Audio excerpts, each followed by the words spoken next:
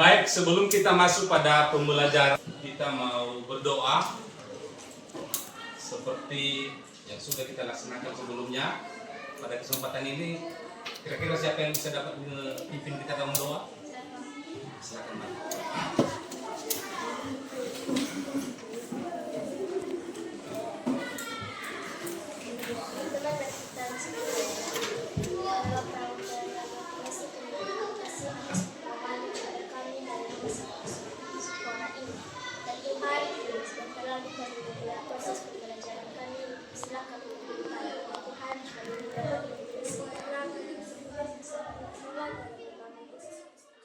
Masuk pada pembelajaran kita hari ini, sebelumnya dulu Bapak mau bertanya, kira-kira masih ingat enggak kegiatan pembelajaran kita minggu lalu? Barangkali mungkin ada yang masih ingat? Ada? Ayo, silakan. Sebagai dasar soli dan kecerdasan artifisial. 1. Komposisi. 2. Penggunaan pola. 3. Abstraksi. 4. Algoritma. Baik, terima kasih. Nah, pada hari ini kita mau masuk pada pembelajaran yaitu konsep dasar kecerdasan artifisial atau disingkat dengan AI. Apa itu AI? Yaitu kecerdasan artifisial. Apa yang menjadi tujuan pembelajaran kita pada hari ini? Yaitu 1. Menganalisis kecerdasan artifisial melalui penerapan aplikasi yang dapat dimanfaatkan dalam kehidupan sehari-hari. Itu 1. 2. Mengenal berbagai jenis AI dan contohnya dalam kehidupan sehari-hari.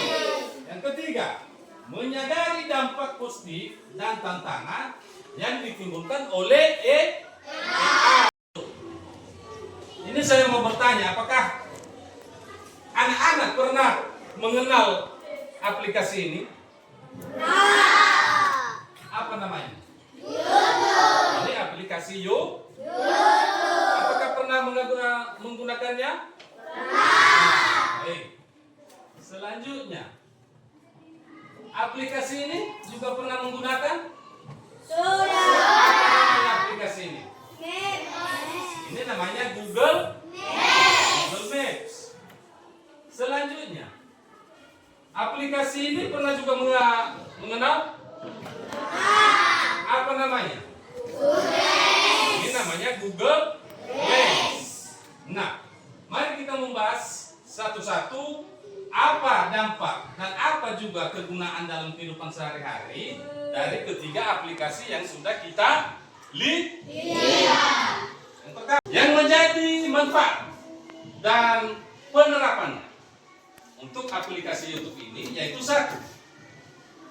Dapat mempermudah mencari informasi pada video yang kita cari sekaligus merekomendasikan video yang kita sukai.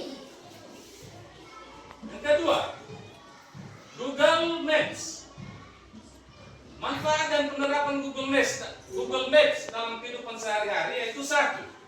Mempermudah perencanaan rute untuk berkendara, berjalan kaki, bersepeda, atau menggunakan transportasi umum. Yang kedua, menampilkan atau dapat menampilkan petunjuk arah yang jelas dan navigasi suara agar tidak tersesat di kota-kota. Ini kan di pedesaan. Selanjutnya, Google Lens. Nah, ini asing ini kurasa ini Google Lens ini. Saya rasa. Ini Google Lens ini manfaat dan penerapan Google Lens yaitu 1. Memudahkan kita mendapatkan berbagai informasi secara visual yang bisa mengenali atau merekomendasikan gambar atau hewan pada pencarian. Sudah dapat dipahami? Baik, sebelum kita masuk pada bagaimana cara menggunakan beberapa aplikasi ini, saya lihat sepertinya agak kaku anak-anak semuanya. Apakah kita sepakat untuk kita ice breaking sebentar? Sepakat?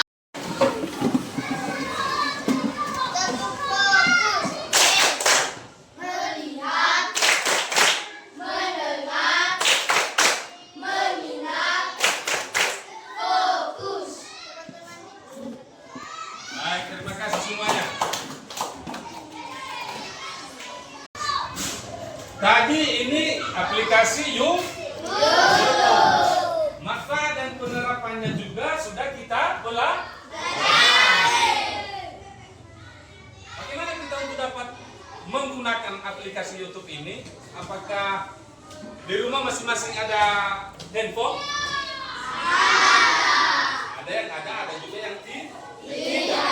Bagi yang tidak, mari kita pelajari bersama. Bagi juga yang ada yang belum pernah menggunakan YouTube, mari kita pelajari secara bersama-sama. Ini di atas tutorial. Pertama, cara menginstal aplikasi YouTube di HP kita. Nah, setelah diinstal, baru tampillah apa video-video yang mendukung pembelajaran kita langsung dapat terrekomendasikan melalui aplikasi YouTube. Nah, seperti ini. Di menu pencarian, coba diperhatikan.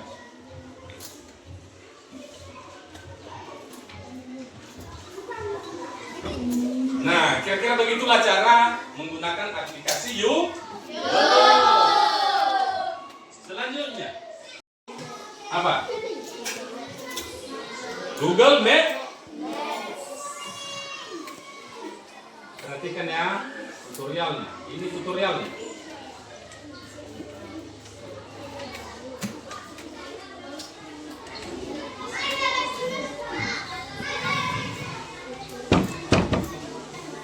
Mungkin barangkali ke depan anak-anak kami dapat melanjut kuliah di kota-kota besar. Dan inilah salah satu aplikasi yang dapat kita gunakan. Nah, kira-kira begitulah cara menggunakan daripada aplikasi Google Maps. Selanjutnya kita lihat bagaimana cara menggunakan aplikasi Google Lens. Baik, kira-kira begitulah cara kita untuk menggunakan daripada Google Lens. Baik, selanjutnya sebagai dasar daripada kecerdasan artifisial atau AI, yaitu teknologi yang memungkinkan komputer atau mesin melakukan tugas-tugas yang biasanya membutuhkan kecerdasan manusia seperti belajar, memecahkan masalah, membuat keputusan, memahami bahasa, dan mengenali objek atau gambar untuk meningkatkan efisiensi dan memberikan solusi inovatif di berbagai bidang dalam kehidupan sehari-hari. Itulah dasar-dasar daripada kecerdasan artifisial. Banyak juga yang menjadi pendukung. Apa yang menjadi pendukung dalam kehidupan sehari-hari? Yang menjadi pendukung contoh-contoh AI dalam kehidupan sehari-hari untuk mendukung kegiatan pembelajaran, yaitu seperti ChatGPT, Google Assistant, dan masih banyak lagi aplikasi-aplikasi AI yang dapat mendukung kegiatan pembelajaran kita sehari-hari. Yang menjadi manfaat AI bagi kehidupan anak-anak SD. Ya. Harus ada manfaatnya. Kalau memang tidak ada manfaatnya, berarti tidak perlu kita belajar. Apa yang menjadi manfaat? Yaitu membantu belajar lebih menyenangkan, memberikan pembelajaran yang disesuaikan, meningkatkan kreativitas anak-anak. Itulah yang menjadi manfaat AI bagi anak-anak SD. Nah, bagaimana AI membantu kita untuk belajar? Nah, di sini AI dapat membantu kita belajar, yaitu satu, pembelajaran yang disesuaikan.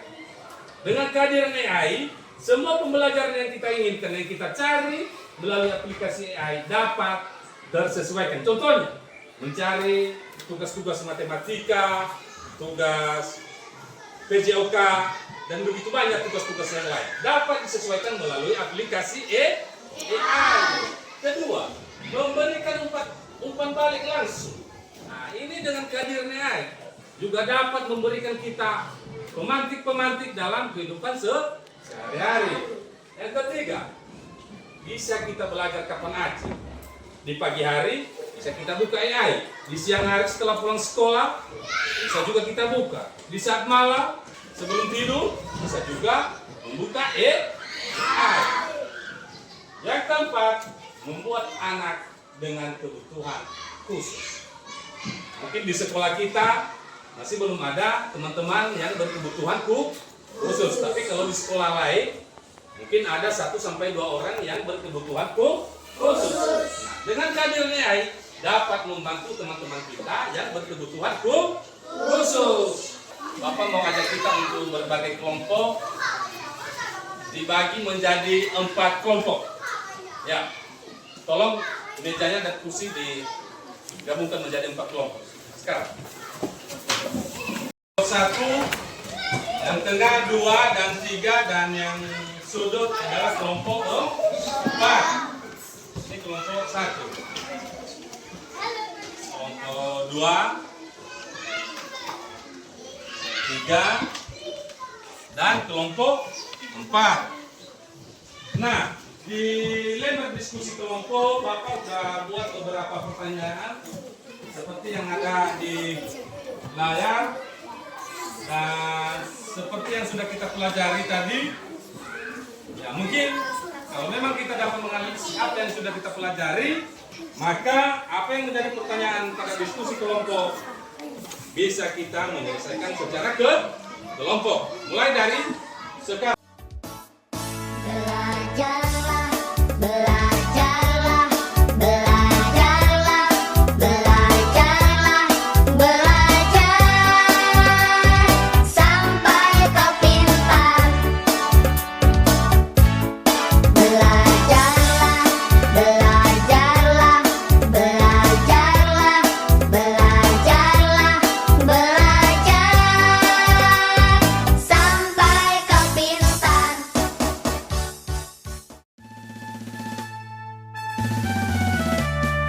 Ayo kawan, kita bersama bermain belajar yang gembira. Kita semua sama adanya, berbeda-beda tetap satu dua, anak Indonesia.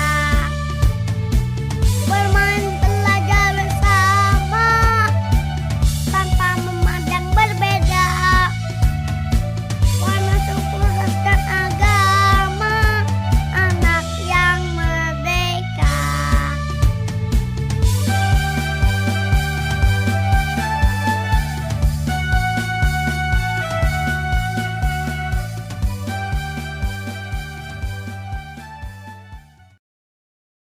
Kita mau presentasikan ke depan sesuai dengan kelompok masing-masing.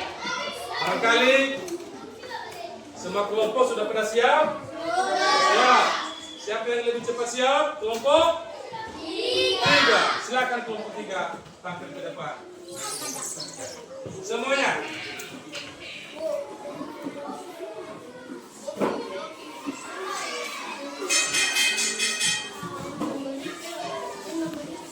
Sebutkan tipe kelompoknya dan bersama dengan anggota kelompok.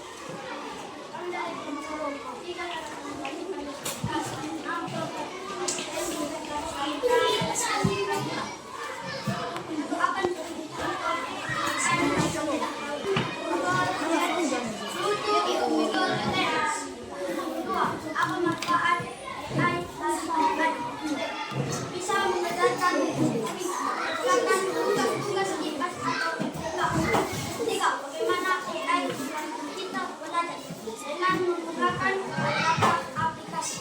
Baik. Jawaban. Terima kasih untuk kelompok 3. Silakan kembali ke belakang.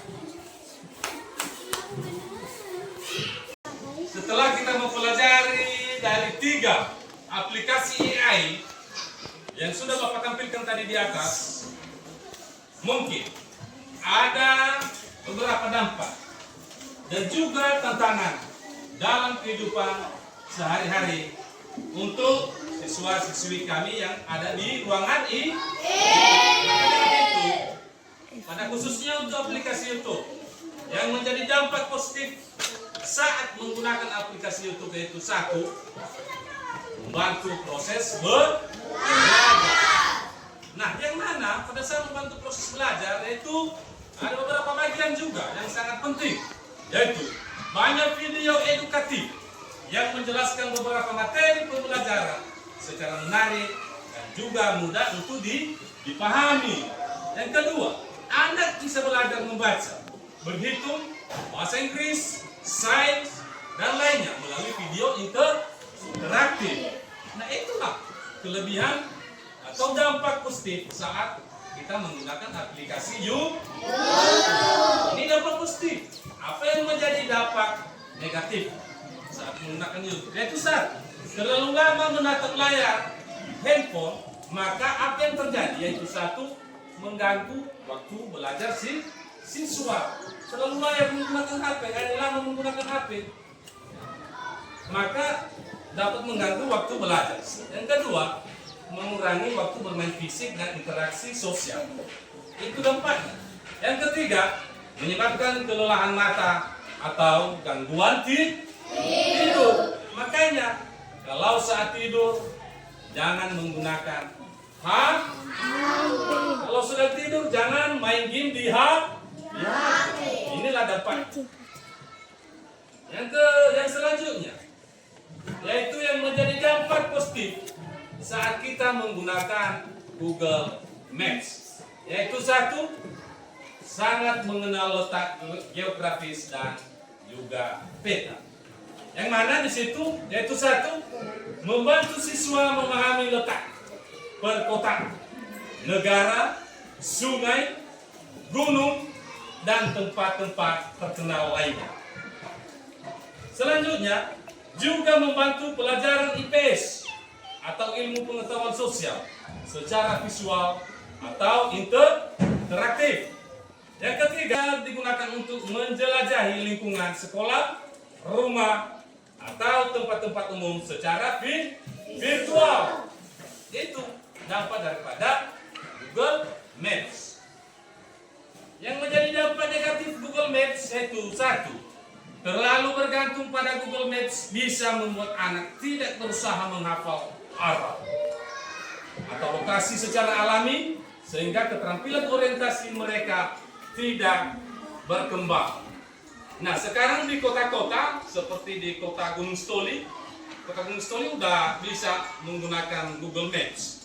Nah, mungkin kalau zaman dulu nggak ada Google Maps, mungkin melalui penghafalan aja orang-orang tua dulu bisa menghafal ini lokasi ini lokasi si A, ini lokasi si B. Sekarang udah nggak ada lagi. Dengan kehadiran Google Maps, kita bisa buka HP, langsung mencari, dapatlah alamat yang kita cari. Selanjutnya, yang menjadi dampak negatif juga lainnya adalah anak SD mungkin belum memahami cara membaca peta digital atau simbol-simbol di dalamnya. Dampak positif daripada Google Lens yaitu satu, membantu menjawab rasa ingin tahu anak. Anak bisa memfoto benda di sekitarnya seperti tanaman, hewan, benda unik. Lalu Google Lens akan menjelaskan apa itu daripada hasil tangkapan layarnya. Selanjutnya, sangat cocok untuk anak yang suka bertanya, ini apa atau ini apa namanya.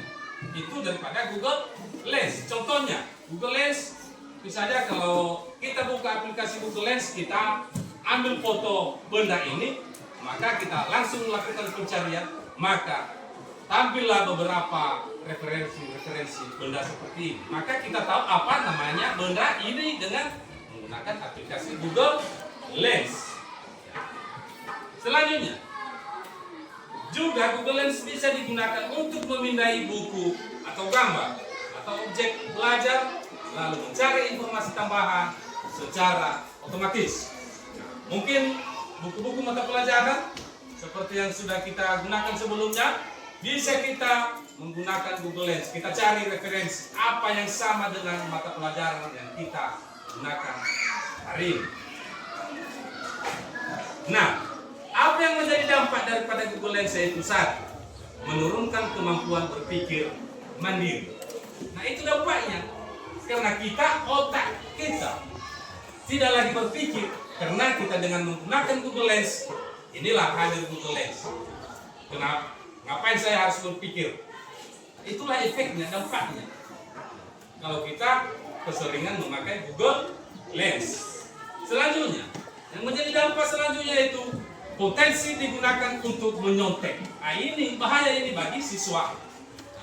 Ini dengan Google Lens bisa dapat mencari hasil-hasil daripada soal. Selanjutnya, ketergantungan pada teknologi dan mengganggu fokus belajar. Secara kesimpulan, AI ini dengan keseringan menggunakan AI tentu pasti dapat mengganggu atau mengurangi fokus untuk belajar siswa. Makanya,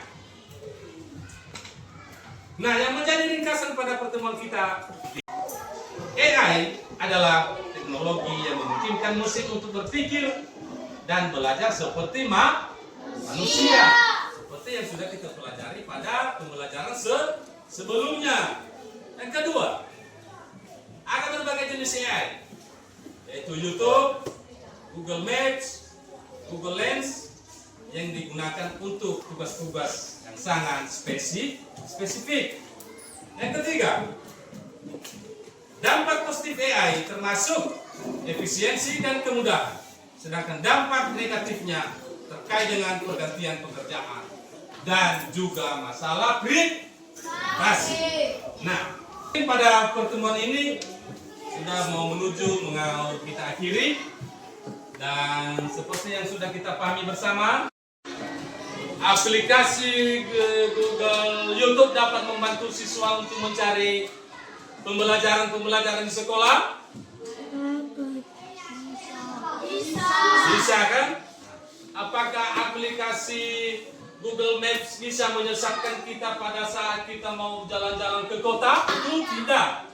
Karena kehadiran Google Maps dapat membantu kita untuk mencari alamat yang kita tuju. Itu. Nah, yang ketiga, manfaat daripada Google Lens. Apakah Google Lens juga dapat mempersulit kita untuk mencari berbagai informasi seperti buku mata pelajaran? Tentu tidak. Google Lens sangat bermanfaat dalam kehidupan sehari-hari. Apa yang menjadi penutup kita di hari ini? Yaitu AI, secara kesimpulan, yaitu AI membantu kita dalam banyak hal. Tapi kita harus menggunakannya dengan bijak dan juga penuh dengan tanggung jawab. Baik, demikianlah pertemuan kita untuk berikutnya. Kita dapat kumpul kembali di ruangan ini. Salam semuanya. Yo. Berangkat bersama teman, pergi ke sekolah, bercanda